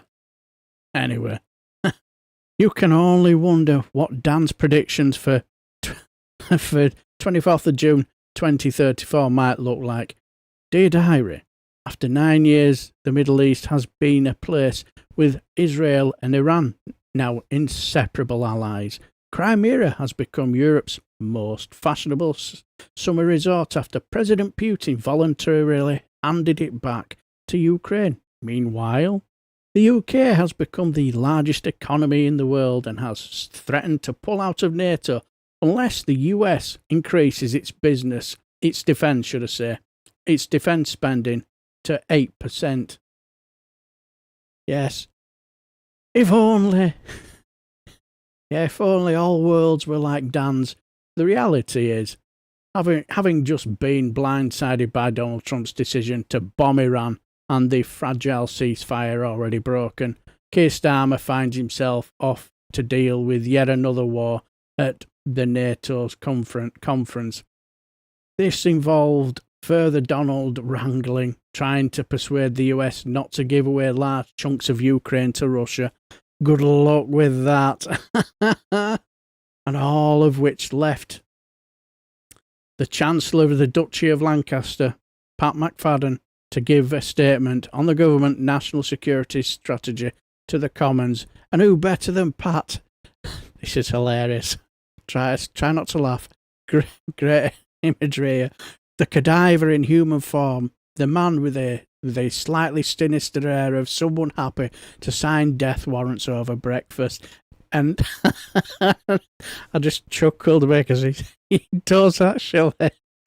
You know, I thought to myself, I can imagine, you know, if the air raid sirens were ringing out and you see him on the TV saying, you have 5 minutes to find shelter because the nuclear bombs are heading your way. So if you hurry, you've just enough time to boil yourself an egg.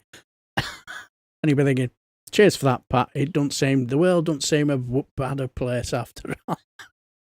If you know what I mean. But anyway, the world was a very dangerous place, he began. All the more dangerous for having him in it. It was the government's policy to reach defence spending of 5% by 2035, with 1.5% coming from already existing internet and energy projects that had originally been assigned to other departments and would now be commandeered by defence. Not that he put it in those terms, but that appeared to be the gist of it. And everything else was on a need-to-know basis. All Pat could do all Pat could supply were some broad ideas he would make as safe at home and abroad. That was it. If he said anything, then our enemies would know what we were doing, and the whole purpose of the strategy would be compromised. Thank you and good night. Sweet dreams are made of this. On Daniel Hannan Day. And there you have it, my dear friends. Yes, that was an excellent piece about Daniel Hannan Day, the man who was wrong about everything. And yet, if this man wasn't born into entitlement, he would have been at the bottom of the town square, sat next to another one who, if he wasn't born into entitlement, and who was born into entitlement, let's just say, who or wasn't born into entitlement, Boris Johnson, they would be down the bottom of the town square dancing for their fucking pork pies, because that's all they'd be fucking fit for. Wouldn't they? Let's be honest. They would, wouldn't they? That's all they'd be fit for. So, what do you guys think? Let me know in the chat. I'll probably read them, or in the comments after Friday, because I'll probably read them then. But anyway, that's the hilarity that is Brexit all done and dusted. Let's head to speaking about the dangers of what's been happening in Israel. There was the leader of the opposition, you could say, with what's been happening on Sunday. What do you think the leader of the opposition thought about what Donald Trump has been doing? Well, as usual, not going very well for our leader of the opposition. Take it away, Matilda Thorpe. Good morning, everybody. First things first, what is the Conservative Party opinion on America bombing Iran? Okay, so the Conservative Party line is, we totally support Donald Trump, whatever he does. Okay, off you go. Oh, wait, come back. Iran has just attacked a US airbase. Oh, that's not good. Oh no, it's going to be okay because they gave a warning and they didn't kill anyone. Now Trump is thanking them for hitting the target nicely. I'm confused. Who's the baddie? Oh, Donald has just announced a ceasefire. Right, we all need to go out there and commend Donald Trump and recommend that he has the Nobel Peace Prize. Oh, come back. They're still bombing each other. Oh, and Trump is really angry. He just used the F word. I have no idea what's going on. No, don't say that. Let's think of something. We have to do something else, and we are going to attack Labour, their last 11-month record on the military. I know it has nothing to do with this, but trust me, Pretty, I think you're up to this. Tie your hair back, get your suit on, look serious. This is yours. Accept that at all, because we've got a government basically now using smoke and mirrors and projected government funding and expenditure to effectively say that they're increasing defence spending.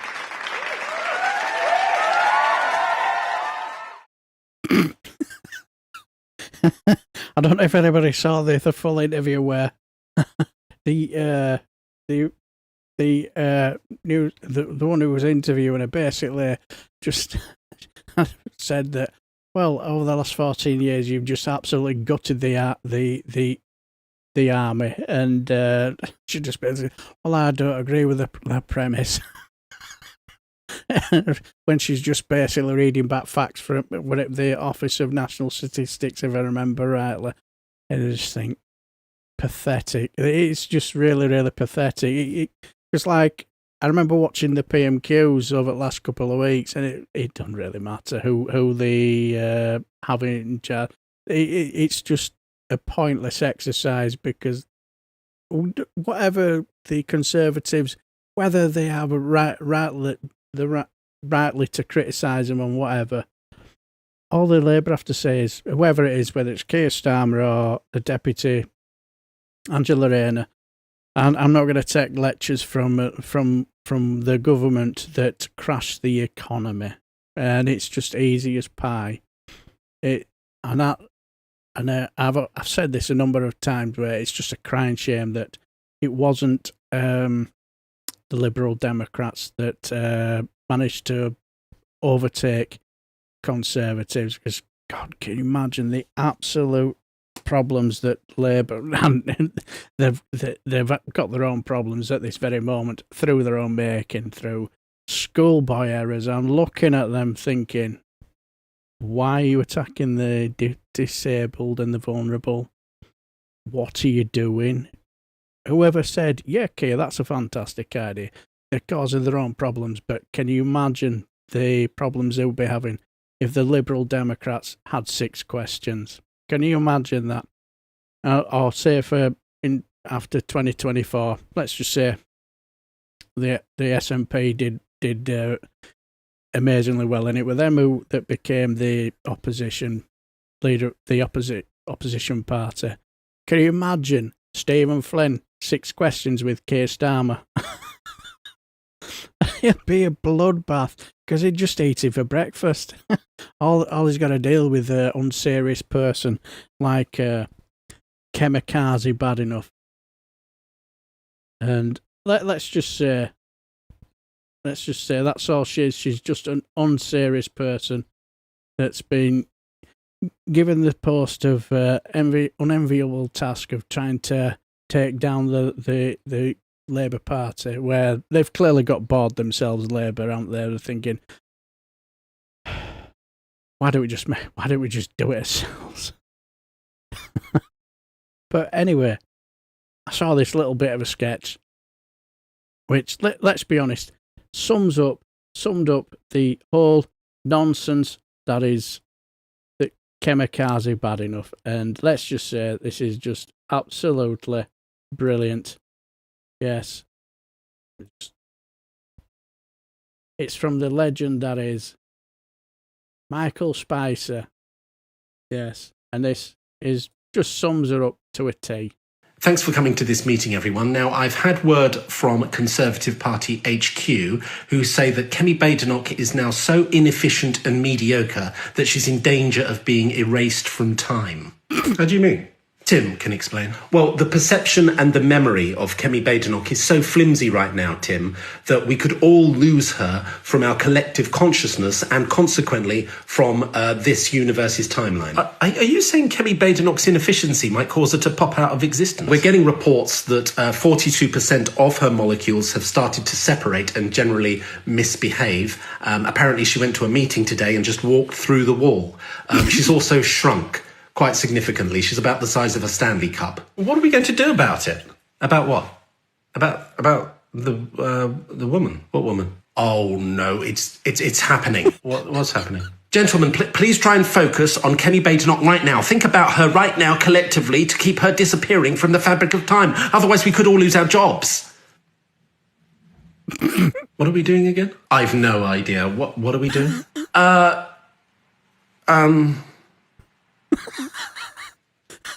Tim? Tim? Tim?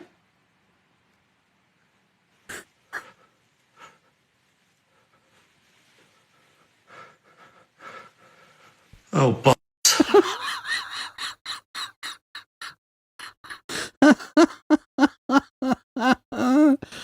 Absolutely hilarious. He's absolute legend in Michael Spicer. Absolutely brilliant. But anyway,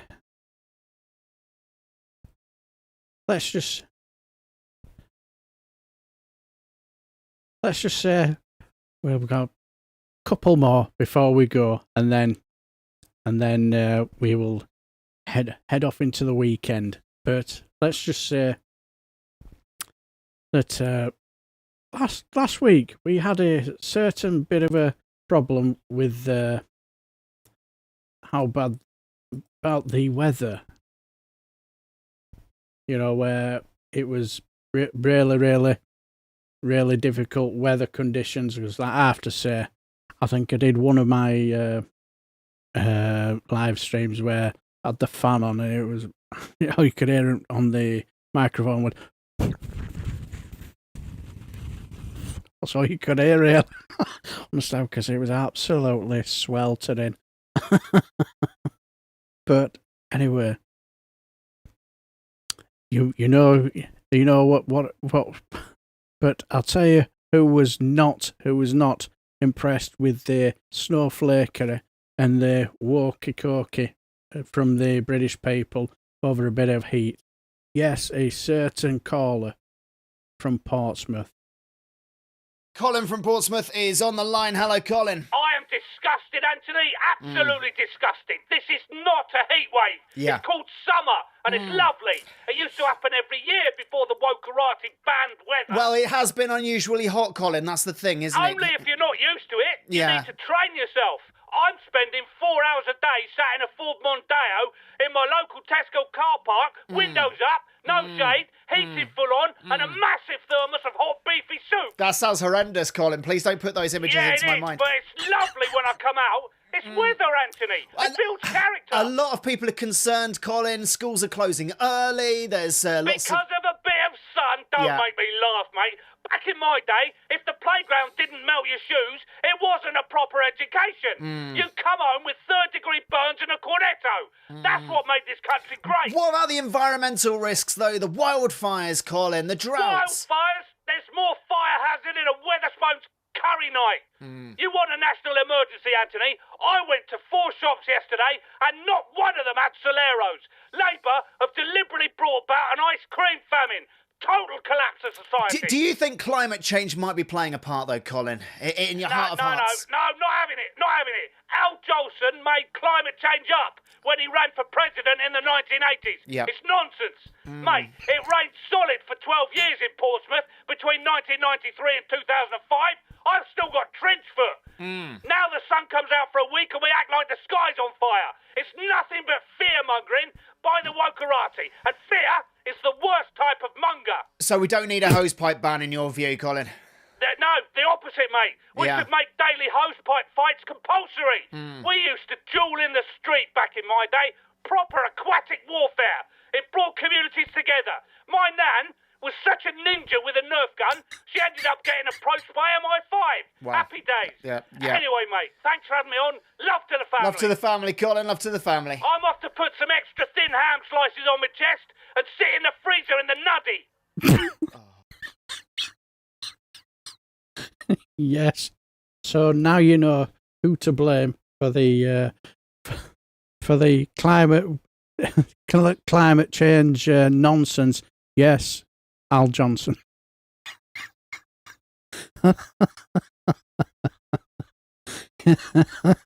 Yes, love to the family. Yes.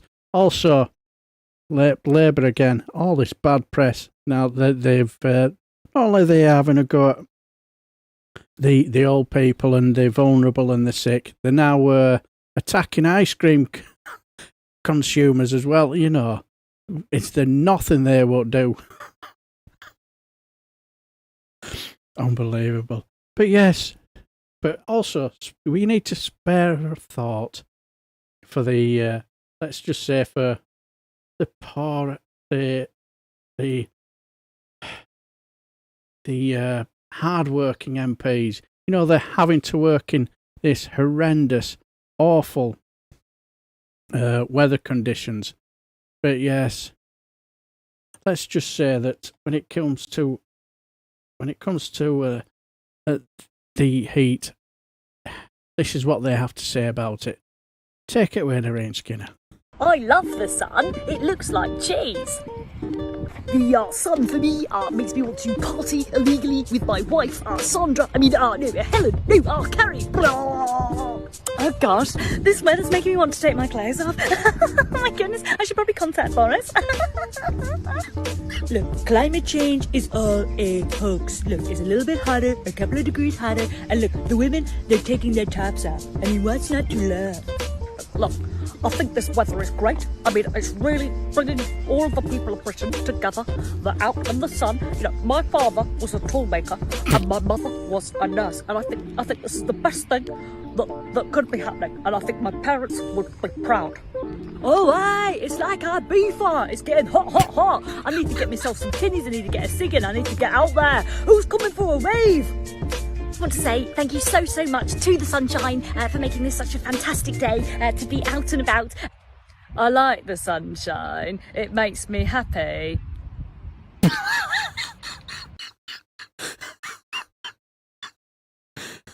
Well done, Lorraine Skinner. She does a fantastic. It makes me chuckle when she does Rachel Reeves.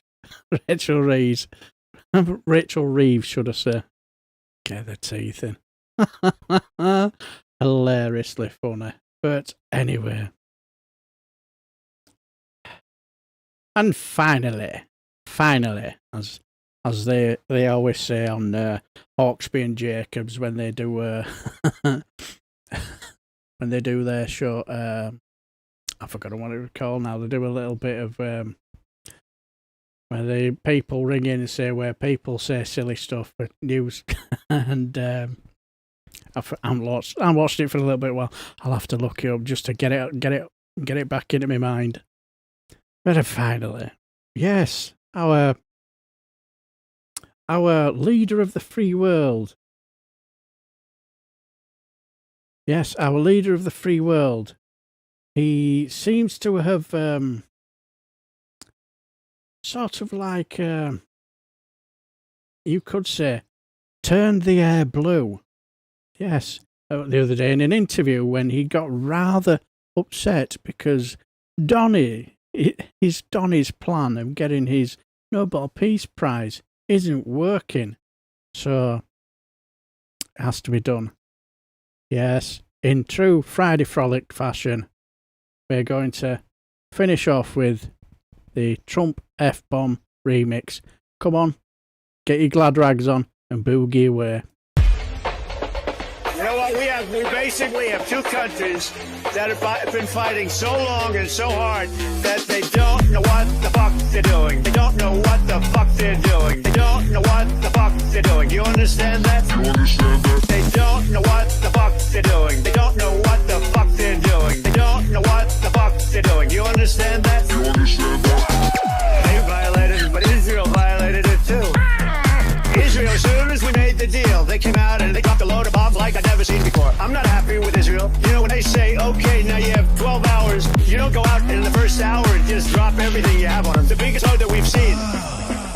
We basically have two countries that have been fighting so long and so hard that they don't know what the fuck they're doing. They don't know what the fuck they're doing. They don't know what the fuck they're doing. You understand that? You understand that? They don't know what the fuck they're doing. They don't know what the fuck they're doing. They don't know what the fuck they're doing. You understand that? You understand that? So I'm not happy with them. I'm not happy with Iran either. But I'm really unhappy if Israel's going out this morning because the one rocket that didn't land, that was shot, perhaps by mistake, it didn't land. I'm not happy about that. You understand that? Raise your voice! You know what? We basically have two countries that have been fighting so long and so hard that they don't know what the fuck they're doing. They don't know what the fuck they're doing. They don't know what the fuck they're doing. You understand that? You understand that? They don't know what the fuck they're doing. They don't know what the fuck they're doing. They don't know what the fuck they're doing. You understand that? You understand that?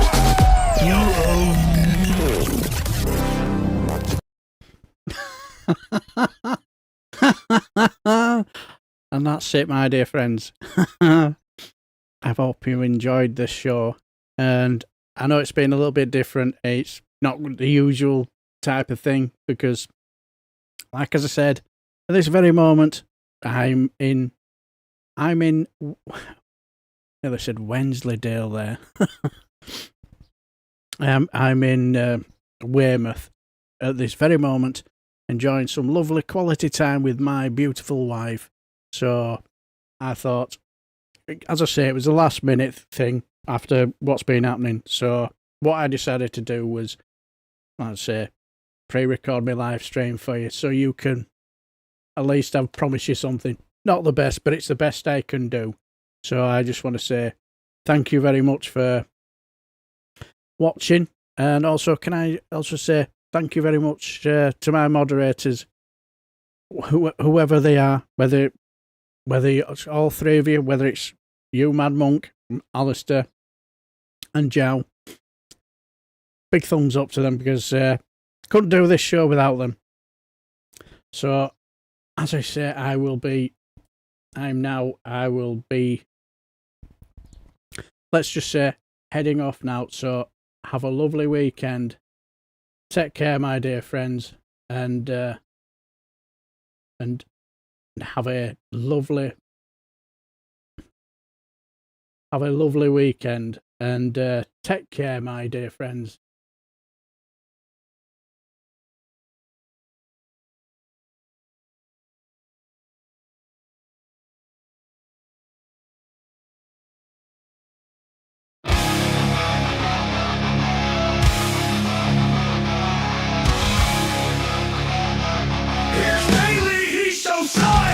It's Friday, 5 p.m. and time to throw it.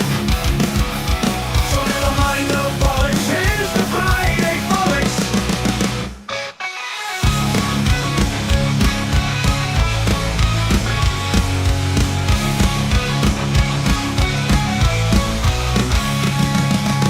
Here's Daily, he's so solid. It's Friday, 5 p.m. and time to frolic. So never mind the bollocks, here's the Friday Frolics.